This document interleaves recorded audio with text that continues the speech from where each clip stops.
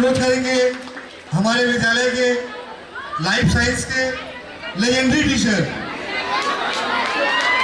Pramod Bihari sir को, जो sir बिना किताब के भी पढ़ा देते थे और किताब भी देखना नहीं पड़ता था, हम लोग बिना किताब के ही पास कर गए उनका पढ़ाई पे।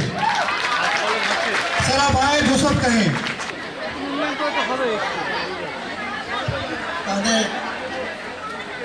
मैं यहाँ के कार्यकारिणी समिति हेडमास्टर, हमारे प्रधानाध्यापक भी,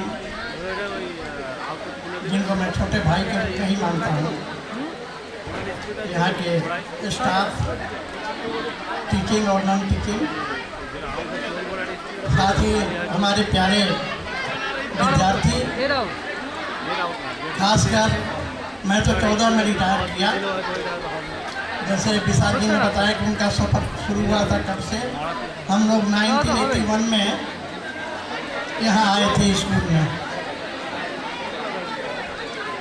1981 में 6 आदमी का बैच यहाँ आया था, जिसमें एक आदमी हमारे सामने बैठे हुए हैं और तो कोई दिखाई नहीं दे रहा है। 2 आदमी नहीं हैं, हमारे अजय बाबू और एनएन सिंह जी। मदन जी की शायद तबीयत खराब है, उसलिए वो घर पर हैं, और हमारे एस सिंह का पता नहीं है कि वो कहाँ रहते हैं। खैर, स्कूल की बहुत सी स्मृतियाँ होती हैं, बहुत सी यादें होती हैं। अभी कभी यादें ऐसी आती हैं, मैं घर पर या किसी के साथ बात करता हूँ तो स्कूल की जब यादें आती है तो लोग कहते हैं कि इतना दिन रिटायर किए हो गया कि आप स्कूल नहीं भूल पाए। स्कूल कैसे भूल सकता है? जो आधार दिया, जिसके द्वारा आदमी आगे बढ़ा, उसको कभी नहीं भूलता है। और ख़ासकर विद्यार्थी जो हमारे साथ चलते रहे, मेरे निर्देशानुसार मैं एक अभिभावक के रूप में मैं उनको गाइड करता रहा, टीचर के रूप में, अभिभावक के रूप में। एक चीज़ तो निश्चित है कि मैं अपने जीवन में कभी ट्यूशन नहीं पढ़ाया। जो भी क्लास था, चाहे वो साइंस का, लाइफ साइंस हमारा मेन विषय होते हुए भी मैं फिजिकल साइंस, किसी क्लास में इंग्लिश में, मैंने ऐसा एक समय था कि जो नहीं है कुछ पढ़ावे तो उनको दे दो, पीबीएस को दे दो, वो पढ़ाने में।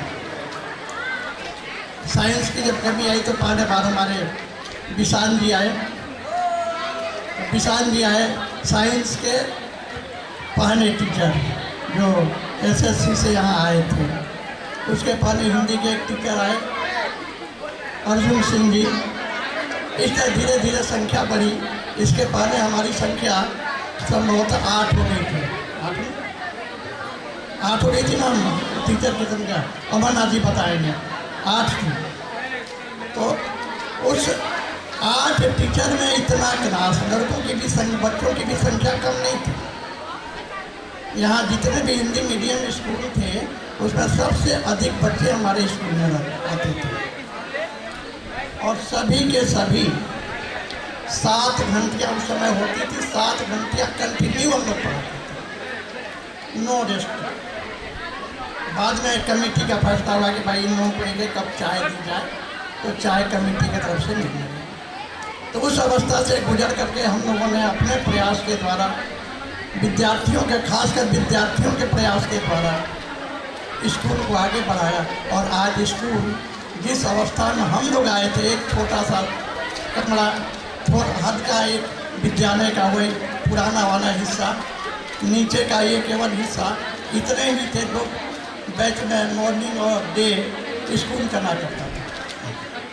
टीचर की संख्या उतनी कम थी, सेक्शन की कमी नहीं थी। 7 क्लास तक 5, 6, 7 मॉर्निंग में और 8 से 10 तक डे में चलता था। इस परिस्थिति से होकर के स्कूल यहाँ पहुँचा हुआ है, उसे देख करके स्कूल पर, यहाँ की कमेटी पर, यहाँ की लोकल पब्लिक जनता, यहाँ के गार्जियन जिस सहयोग के साथ स्कूल को आगे बढ़ाए हैं, उसको देख कर कभी कभी आश्चर्य होता है।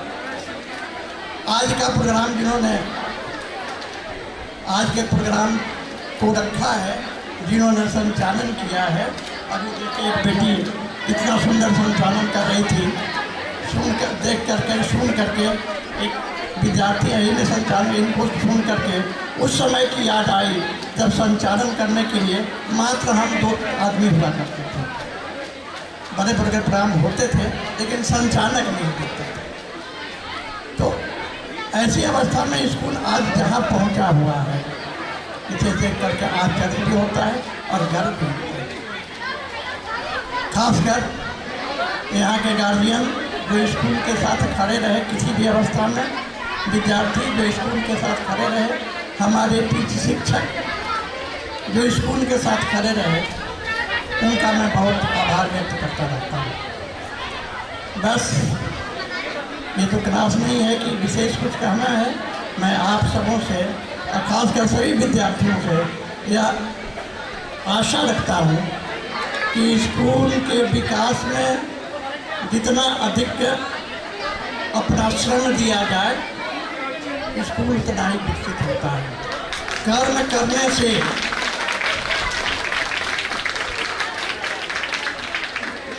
कर्म को ही प्रधान माना जाता है। गीता में इसको कर्म योग के नाम से जाना जाता है। तो कर्म योग एक ऐसा योग है जिससे सभी साधनाएं और सभी योग पूर्ण हो जाते हैं। तो विद्यार्थी अपने कर्म पर निश्चित रहें, शिक्षक अपने कर्म को नियमित रूप से करें, स्कूल का विकास होगा। इसी के साथ शब्दों को विराम देते हुए सबको धन्यवाद प्रणाम करके अपना बहुत